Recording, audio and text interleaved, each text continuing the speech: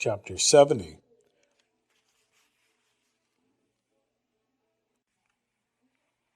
A long August passed, and I had fits of acute depression, fits of torpid indifference. I was like a fish in stale water, stifled by the greyness of England. Just as I looked back at him after the fall to the luminous landscapes, the salt and thyme of Phraxus, I looked back to the events of Barani which could not have happened, but which had happened, and found myself at the end of some tired London afternoon, as unable to wish that they had not happened, as I was to forgive Conscience for having given me the part he did. Slowly I came to realize that my dilemma was in fact a sort of de facto forgiveness, a condonation of what had been done to me, even though, still too sore to accept that something active had taken place, I thought of done in a passive sense. I thought in the same way of Lily. One day I nearly crashed, breaking hard at the glimpse of a slim girl with long blonde hair walking down a side street. I swerved the car into the curb and raced after her. Even before I saw the face, I knew it was not Lily. But if I had rushed after the girl in the side street, it was because I wanted to face Lily, to question her, to try to understand the ununderstandable. Not because I longed for her. I could have longed for certain aspects of her, for certain phases, but it was that very phasality that made her impossible to love. So I could almost think of her, the light phase her, as one thinks tenderly but historically of the moments of poetry in one's life, and yet still hate her for her real, her black present being.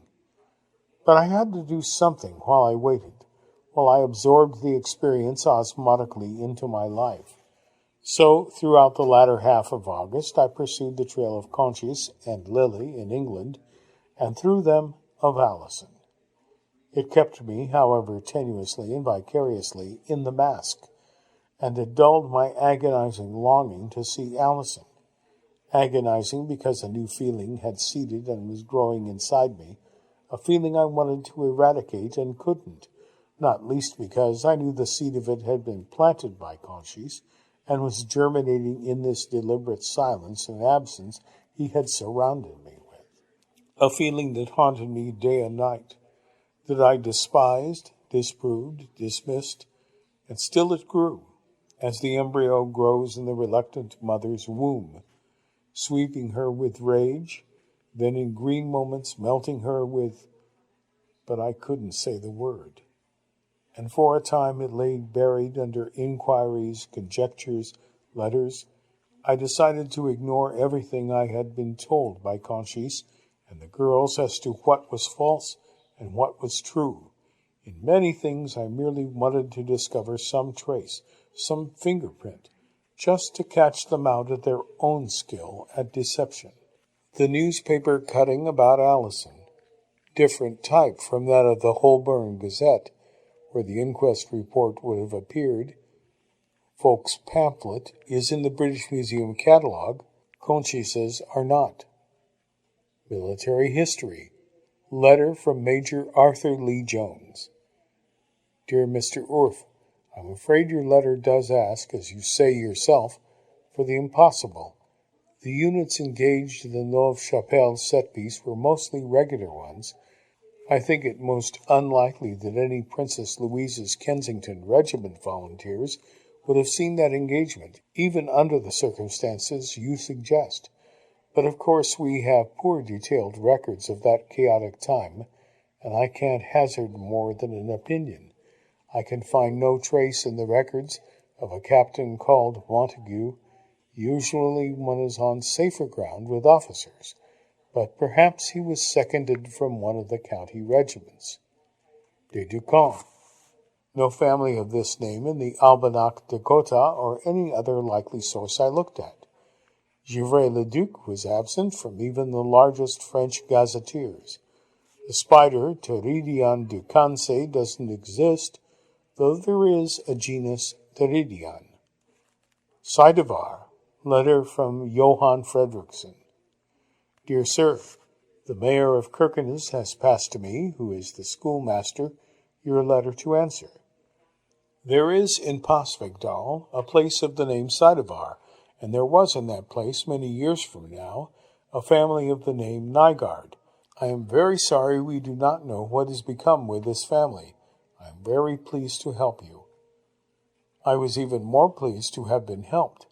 Conchis had once been there. Something had happened there. It was not all fiction. Lily's mother. I drove down to Cernabas, not expecting to find Anstey Cottage or anything else. I did not. I told the manageress at the little hotel where I had lunch that I'd known two girls from Cernabas, twins, very pretty, but I'd forgotten their surname. It left her deeply worried. She knew everyone in the village and couldn't think who it could have been. The headmaster at the primary school, in reality, a headmistress. Obviously, the letters had been invented on Fraxos. Charles Victor Bruno, Notting Grove. A man I spoke to at the Royal Academy of Music had never heard of him, or needless to say, of Conchis. Conchis's costume at the trial. On my way back from Cernabas, I stopped for dinner in Hungerford and passed an antique shop on my way to the hotel. Propped up in the window were 5 old tarot cards. On one of them was a man dressed exactly as Conchis had been, even to the same emblems on his cloak. Underneath were the words, Le Sorcier, the sorcerer. The shop was shut, but I took its address, and later they sold me the card by post, a nice 18th century card. It gave me a sharp shock when I first saw it. I looked round as if it had been planted there for me to notice, as if I were being watched. The psychologists at the trial. I tried the Tavistock Clinic and the American Embassy, all the names totally unknown, though some of the institutes exist. Further research turned up nothing on Conchis. Nevinson. This was the pre-war master whose Oxford College was in a book in the school library. The bursar's office at Balliol sent me an address in Japan. I wrote him a letter. 2 weeks later, I had a reply. Faculty of English, Osaka University. Dear Mr. Urf, thank you for your letter. It came, as it were, from the distant past and gave me quite a surprise. But I was delighted to hear that the school has survived the war, and I trust you have enjoyed your stay there as much as I did. I had forgotten about Borani. I remember the place now, however, and very vaguely the owner. Did I have a violent argument with him once about Racine and predestination? I have an intuition, no more, that I did, but so much has flowed under the bridges since those days. Other victims before the war, alas, I can't help you. The man before me I never met. I did know Geoffrey Sugden, who was there for 3 years after me. I never heard him refer especially to Borani. If you were ever in this part of the world, I should be delighted to talk over old times with you, and to offer you, if not an ouzo, at least a sake puna pinet. Yours sincerely, Douglas Nevinson. Vimmel. In late August, a piece of luck. One of my teeth began to hurt, and Kemp sent me to her dentist to have it seen to. While I was in the waiting room, I picked up an old film magazine of the previous January. Halfway through, I came on a picture of the false Vimmel. He was even dressed in Nazi uniform. Underneath, there was a caption paragraph. Ignaz Prusinski, who plays the fiendish German town commandant in Poland's much-praised film of the resistance, Black Ordeal, in real life played a very different role. He led a Polish underground group all through the occupation and was awarded the Polish equivalent of our own Victoria Cross. Hypnotism. I read a couple of books on this. Conchis had evidently learned the technique professionally. Post-hypnotic suggestion, implanting commands that are carried out on a given signal after the subject has been woken from the trance state and is in all other ways returned to normal, was perfectly feasible and frequently demonstrated. But I thought back. At no point could I see that I had been unconsciously forced to behave any differently than I would have done consciously, than I had in fact behaved. No doubt I had been pumped under hypnosis, but my own free will must have made further manipulation, except in the very minor things, unnecessary. Raising both arms above the head. Conchis got this from ancient Egypt. It was the Ka sign used by initiates to gain possession of the cosmic forces of mystery in many tomb paintings. It meant, I am master of the spells, strength is mine, I impart strength.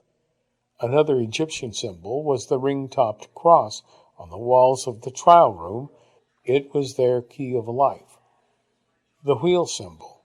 The mandala, or wheel, is a universal symbol of existence.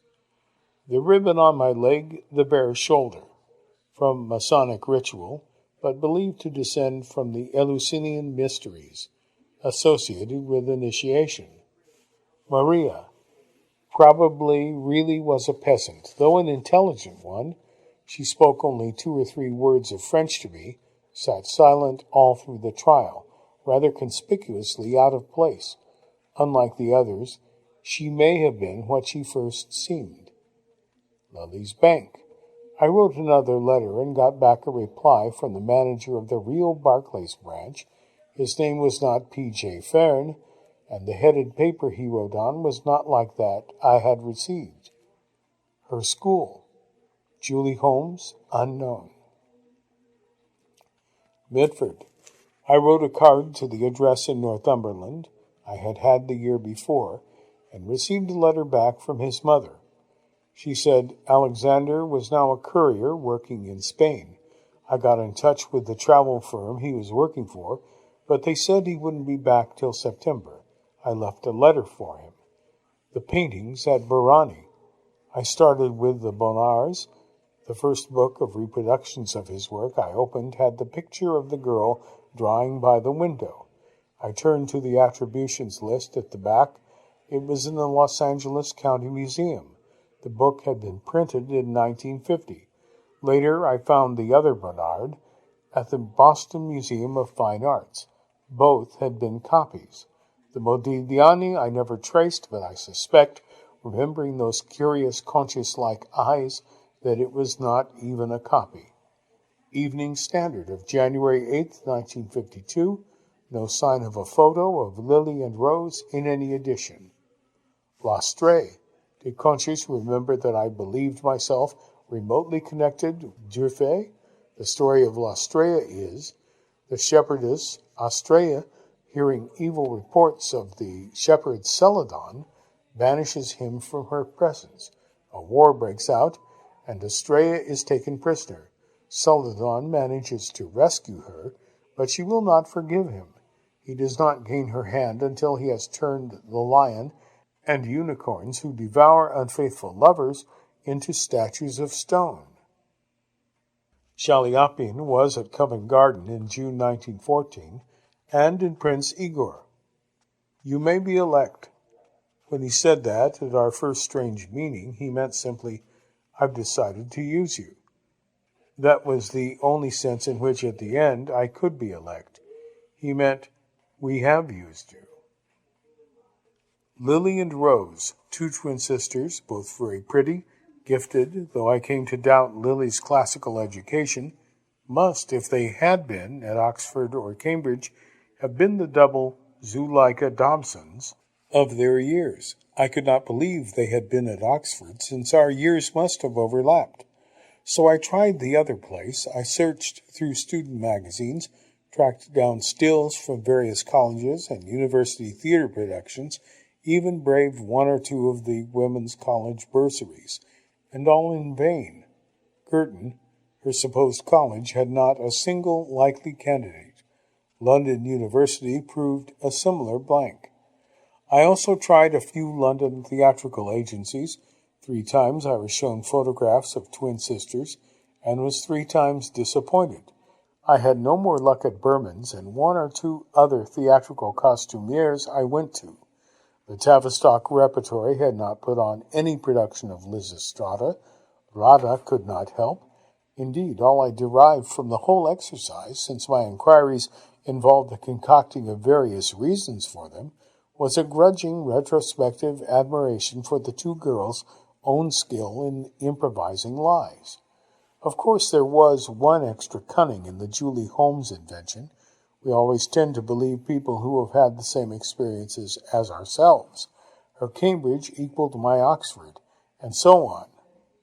Othello, Act 1, Scene 3.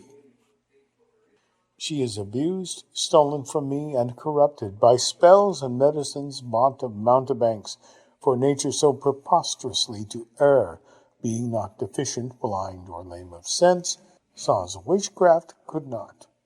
And a maiden never bold, of spirit so still and quiet, that her motion blushed at herself, and she, in spite of nature, of years, of country, credit, everything, to fall in love with what she feared to look on.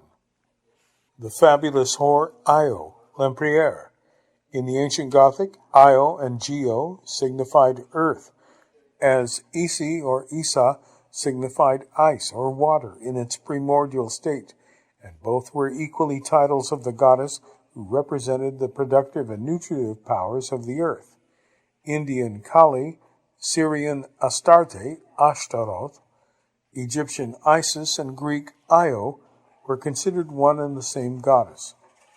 She had 3 colors on the walls in the trial, white, red, and black, the phases of the moon and also the phases of woman, virgin, mother, and crone.